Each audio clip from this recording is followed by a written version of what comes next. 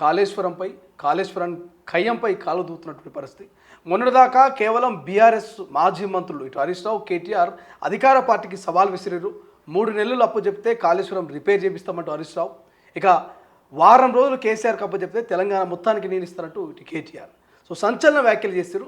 ఈ కాళేశ్వరం సీన్లోకి అనూహ్యంగా బీజేపీ నేత మరి మాజీ మంత్రి ఈటెల రాజేందర్ గారు, ప్రస్తుత ఎంపీ ఈటెల రాజేందర్ గారు ఎంట్రీ ఇచ్చారు. ఇక కాళేశ్వరం విషయంలో కాంగ్రెస్ తప్పు చేస్తున్నది, రైతులను మోసం చేస్తున్నది, నీళ్ళు ఇవ్వాలంటున్నారు. AK-47 కంతకు పెట్టిన ఈటెల రాజేందర్ రాజీ పడని ఒక స్టేట్మెంట్ కూడా ఇచ్చారు. రెండో కాళేశ్వరం మీద ఇతర అంశాల మీద డిస్కస్ చేసే ప్రయత్నం చేద్దాం.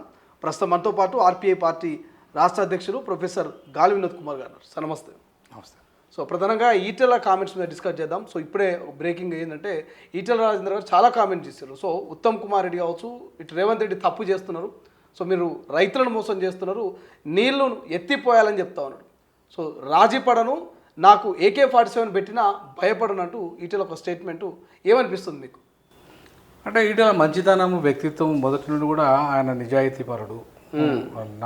నాకు తెలిసిన వరకు సరే ఐడియాలజికల్గా ఆయన బీజేపీలో పోయింది కావచ్చు, కానీ మొదటి నుండి నాకు మంచి మిత్రుడు ఈటెల రాజేందర్ గారు. ఓకే. సో ఈటెల రాజేందర్ ఆయన వ్యక్తిత్వాన్ని బట్టి మాత్రం ఆయన నిజాయితీపరుడని నేనైతే నమ్ముతా, మంచి వ్యక్తి అని కూడా నమ్ముతా. ఎందుకు ఈ మాట అనాల్సి వస్తుందంటే, ఇప్పుడు మాట ఇస్తే మాట కట్టుబడి ఉంటాడు ఆయన. చాలా సందర్భాలలో చూసాం ఆయన. ఓకే. సో కాబట్టి ఆ మాట మాట్లాడాడు. తుపాకీ పెట్టినా కూడా నేను రాజీపడను అనే మాట మామూలు మాటగా రాజకీయాలలో జనరల్గా ఉండేటోడు అట్లా మాట్లాడాడు. జనరల్గా రాజకీయాలలో ఎప్పుడు మాట మారుస్తూ ఉంటారు. ఓకే. కాబట్టి ఈటెల రాజేందర్ ఆ టైప్ కాదనేది నాకు ఉన్న అభిప్రాయం. ఇప్పుడు బీజేపీ పార్టీలో ఉన్నటువంటి ఏ వ్యక్తి అయినా, ఏ కార్యకర్త అయినా దేశం ఫస్ట్, ఆ తర్వాత నెక్స్ట్ అనేటువంటి ఒక లైన్లో వెళ్ళిపోతారు వాళ్ళు. బట్ ఈటెల మాత్రం దాన్ని చాలా డిఫరెంట్గా ఇవాళ ఒక లైన్ చెప్పిండు. తెలంగాణ ఫస్ట్, నెక్స్ట్ పార్టీ, ఆ తర్వాత పర్సన్ అని ఒక లైన్ తీసుకున్నాడు. సో ఏమనిపిస్తుంది సార్ ఈటెల వ్యాఖ్యలు చూస్తుంటే? కరెక్ట్. ఇప్పుడు వాళ్ళ సిద్ధాంతం ప్రకారంగా దేశం ఫస్ట్, కానీ తెలంగాణ వాదిగా, తెలంగాణలో పుట్టిన బిడ్డగా తెలంగాణ ఫస్ట్. ఓకే. సో కాబట్టి ఈటెల మాట్లాడిన దాంట్లో తప్పేం లేదు. తెలంగాణ ఫస్ట్ అన్నప్పుడు తెలంగాణ స్వార్థం కోసం కాళేశ్వరంలో ఇలా అవినీతి జరిగిందనే దాంట్లో ఈయన కమిషన్ వేసిండు. ఆ కమిషన్ ఏమైందో, కాకెత్తుకపోయిందో తెలియదు. ఇప్పుడు ఇంతవరకు ఒక ఎఫ్ఐఆర్ నమోదు కాలేదు, అరెస్టులు కాలేదు. ఇప్పుడు మరి ఎందుకు అరెస్ట్ చేస్తలేడు రేవంత్ రెడ్డి? సిబిఐకి అప్పచెప్పిన అంటాడు. ఇప్పుడు సిబిఐకి అప్పచెప్పడానికి మరి నువ్వు ఎందుకు మరి కాళేశ్వరం మీద కమిషన్ ఇచ్చినావు? ఓకే. ఇప్పుడు సిబిఐకి అప్పచెప్తే సిబిఐ సెంట్రల్ చూసుకోవాలి కదా, సెంట్రల్ వాళ్ళు దాంట్లో పర్మిషన్ ఇస్తలేరని మాట్లాడుతున్నాడు కదా. ఇప్పుడు స్టేట్ లాస్ కూడా వర్తిస్తాయి కదా. ఇప్పుడు నీ కాళేశ్వరం కట్టింది సెంట్రల్ వాళ్ళు కాదు కదా, స్టేట్ వాళ్ళు కదా కట్టింది.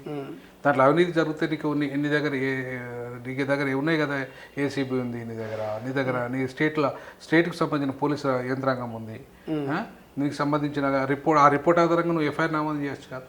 ఇప్పుడు ఎన్డీఏసీనేమో అందులో నీళ్లు నిల్వ ఉంచడం, ఎత్తిపోయడం సేఫ్టీ కాదని అధికార పార్టీ చెప్తుంది, ఎన్డీఏసీ కూడా చెప్తుందని చెప్తున్నారు. బట్ ఇటు ప్రతిపక్షము, ఇటు ఈటెల మాత్రం నీళ్లు ఎత్తిపోయాల్సిందే, ప్రజలకు అందించాల్సిందే అన్నట్టు ఒక స్టేట్మెంట్ ఇస్తూ ఉన్నాయి. ఇటు రిటైర్డ్ సంబంధించిన ఇంజనీర్లు కూడా ఇటు కేసీఆర్, కేటీఆర్, బీఆర్ఎస్కి మద్దతుగా మాట్లాడుతూ ఉన్నారు. సో మీ విశ్లేషణ ఏంటి సార్ ఈ కాళేశ్వరం ఎత్తిపోతల మీద? ఇప్పుడు ఎత్తిపోసల పథకమే, అది ఎత్తిపోసే పథకమే కదా. ఎత్తిపోసే పథకం ఉన్నది, ఎందుకు ఎత్తిపోతలేరు? ఎత్తిపోయాలి కదా. వాటర్ ఉండదు ఎందుకు, అక్కడ నిల్వ ఉంది ఎందుకు? ఒక సైడు నీకు రిపేరింగ్ వచ్చింది, ఆ ఒక్క సైడ్ వదిలేసి ఒక సైడ్ పక్కన పడేసి మిగతా సైడ్ పంపచ్చు కదా.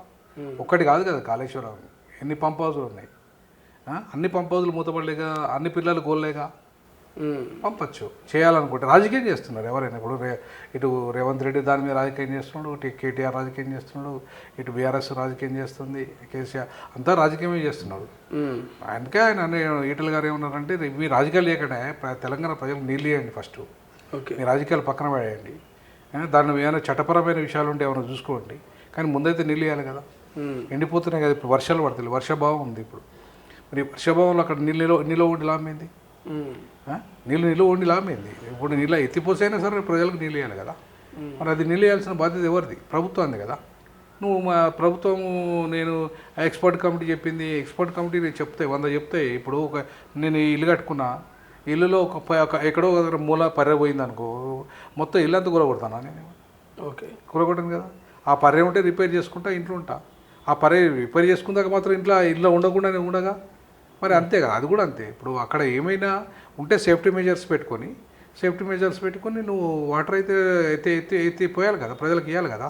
నువ్వు ఇచ్చిన హామీ ఏంది? కాళేశ్వరం మీద మొత్తం అవినీతి జరిగింది, అది జరిగింది, ఇది జరిగింది అన్నావు కదా. ఇప్పుడు 1,00,000 కోట్ల అవినీతి జరిగింది అంటున్నావు కదా కాళేశ్వరం మీద, దానికి 9,000 కోట్లు.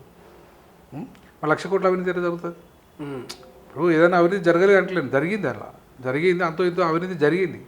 కానీ జరిగిందా అండి, నీకు కమిషన్ ఇచ్చినావు, కమిషన్ తేల్చింది, కాగ్ రిపోర్ట్ కూడా ఉంది, అవన్నీ ఆధారం చేసుకుని ఎఫ్ఐఆర్ నమోదు చేయి, నువ్వు అరెస్ట్ చేయడా. నీకు అంత ఆ దమ్ము లేదు, నీకు దమ్ము లేకుండా బీజేపీ మీద పెట్టేస్తున్నావు నువ్వు.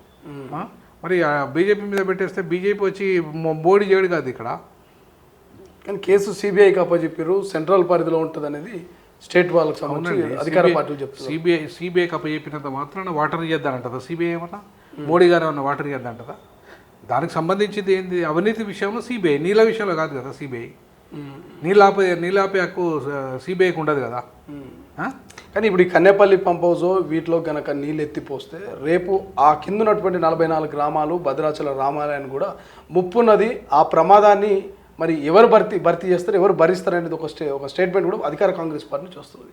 ఇప్పుడు నేనేమంటున్నానంటే, ఇప్పుడు చంద్రబాబు నాయుడు అక్కడికి వెళ్ళి మొత్తం ఆ ఏరియా అంతా గుంజుకపోయాడు, అవునా? ఇప్పుడు చంద్రబాబు కానీ ఆయన జగన్ కానీ, అవునా? మరి అప్పుడు ఏమైంది మీ ముచ్చట? అసలు ఇప్పుడు విభజన హామీ అప్పుడు ఆ ప్రాంతాన్ని మీరు ఎట్లా వదులుకున్నారు? విభజన చట్టంలో ఎట్లా వదులుకున్నారు మీరు? వదులుకోవద్దు కదా. ఇప్పుడు ఆ ప్రాంతం మనది, భద్రాచలం ఏరియా చుట్టుపక్కల ప్రాంతం మనది. ఆ ప్రాంతము మనకుంటేనే లాభం అది. ఆ ప్రాంతం నువ్వు ఎట్లా వదులుకున్నావు? నువ్వు వదులుకోవడానికి నువ్వు ఎట్లా సంతకం పెట్టినావు? నువ్వు ఎట్లా అంగీకరించినావు? కేసీఆర్ చేసిన తప్పు కదా. సో విభజన హామీలన్నింటినీ అప్పుడు ఉన్న ప్రభుత్వంతో నువ్వు రాజీ పడ్డావు. అప్పుడు తర్వాత జగన్మోహన్ రెడ్డి వచ్చినాక ఆయనతో రాజీ పడ్డావు. నువ్వు రాజీ పడి అలా నువ్వు కథలు కహానీలు చెప్తానంటే ఎవరినాలే.